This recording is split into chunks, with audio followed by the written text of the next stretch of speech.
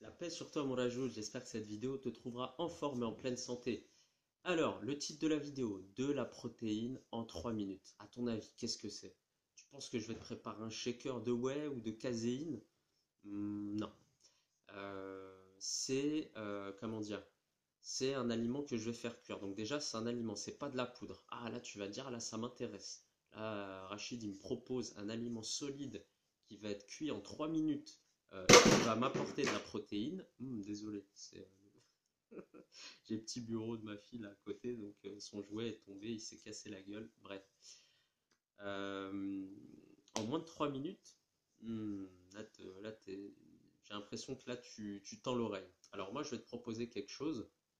C'est un aliment qui est de plus en plus consommé, je trouve de plus en plus en boutique bio. Moi, ça fait plusieurs années que je le consomme et honnêtement, j'ai vu les prix flamber parce que plus les gens achètent, plus les choses sont à la mode, plus les gens ont tendance à acheter et plus bah, forcément les prix augmentent. La loi de l'offre et de la demande.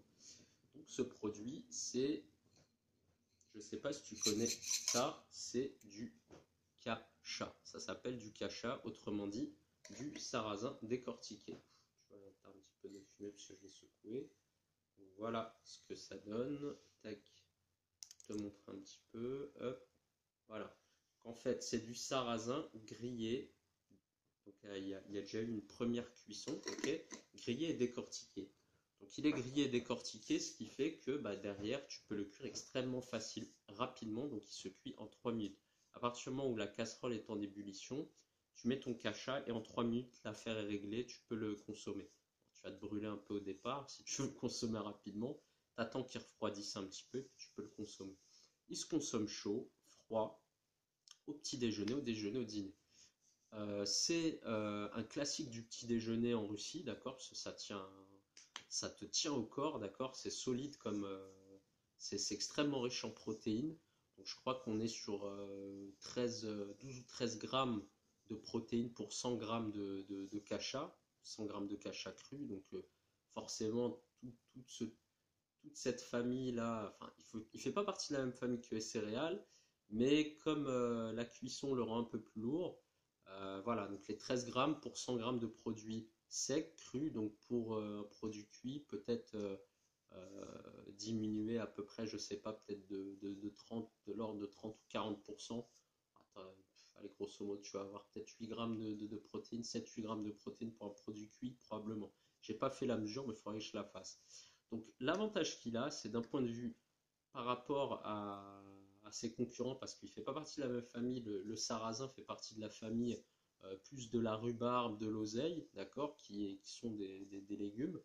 Il est sans gluten, il est totalement dépourvu de gluten, donc il se digère extrêmement facilement, donc très très facile, assimilation et digestion très facile. Et au niveau de ses capacités, on va dire santé, il a une très forte capacité antioxydante, d'accord. Il est extrêmement riche, donc comme je te le disais, en glucides et en antioxydants, fer, minéraux, magnésium, potassium, phosphore, en vitamines du groupe B, donc les vitamines qui sont extrêmement présentes sur les produits carnés, donc la viande, etc. Donc encore un autre, après le cacha dont je t'ai parlé, après le chouquel dont je t'ai parlé dans la vidéo d'avant. Et donc, il renferme aussi un certain nombre donc comme je te disais, d'antioxydants, dont certains peuvent agir aussi sur comment dire, sur les problèmes de circulation sanguine. Donc ça, c'est extrêmement intéressant sur le, le- le- comment dire, sur le renforcement du système veineux ou la protection en tout cas du système veineux. Et puis, bah, voilà, donc il est riche en glucides, en protéines, euh, et il permet justement de varier un petit peu tes ressources, comment dire, euh, tes repas, tes apports en glucides. Si tu es quelqu'un qui est plus sur le côté régime paléo, donc bah, forcément tu consommes pas mal de tubercules. Là, ce qui est bien, c'est que tu vas pouvoir avoir un, un remplacement, enfin un substitut au tubercule, c'est le terme que je cherchais tout à l'heure, substitut.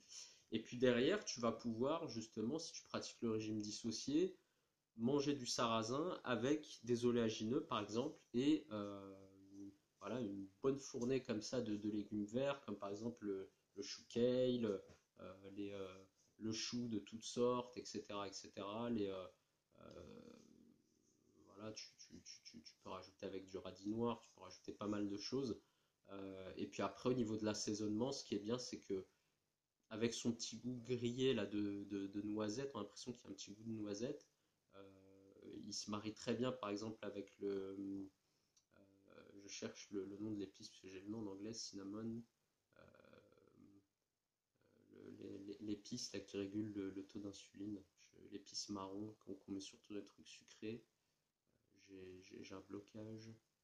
En tout cas, il se marie bien avec le curcuma, toutes les épices, curcuma, curry, ras el hanout, avec les mélanges un peu indiens, type bindi, etc. Elle va me revenir cette épice.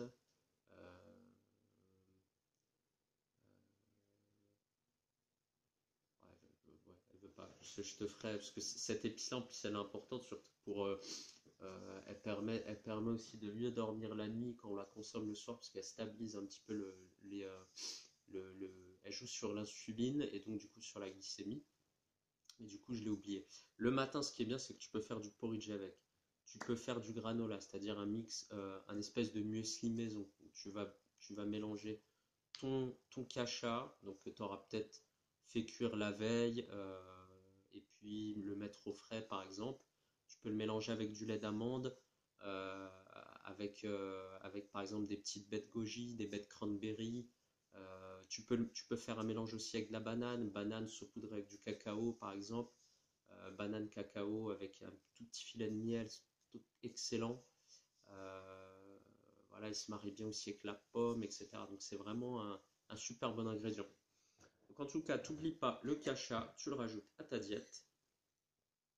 Donc voilà, je te remontre un petit peu la consistance qu'il a. Voilà, voilà, il est là le cacha. Donc t'hésites pas en tout cas à l'ajouter à ta diète.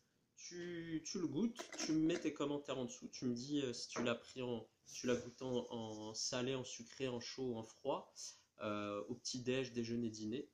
Tu me dis ce que tu en as pensé et puis t'hésites pas donc à liker la vidéo, à la partager et puis mange du cacha. Moi là, je mange du cacha. Moi, regarde, moi je le tape cru direct, hein. Ouais, c'est pas mauvais. Un peu sec, mais c'est pas mauvais. C'est mieux cuit quand même. Je te dis à plus tard, mon rajout. Je te souhaite la santé et je te dis à bientôt. Ciao.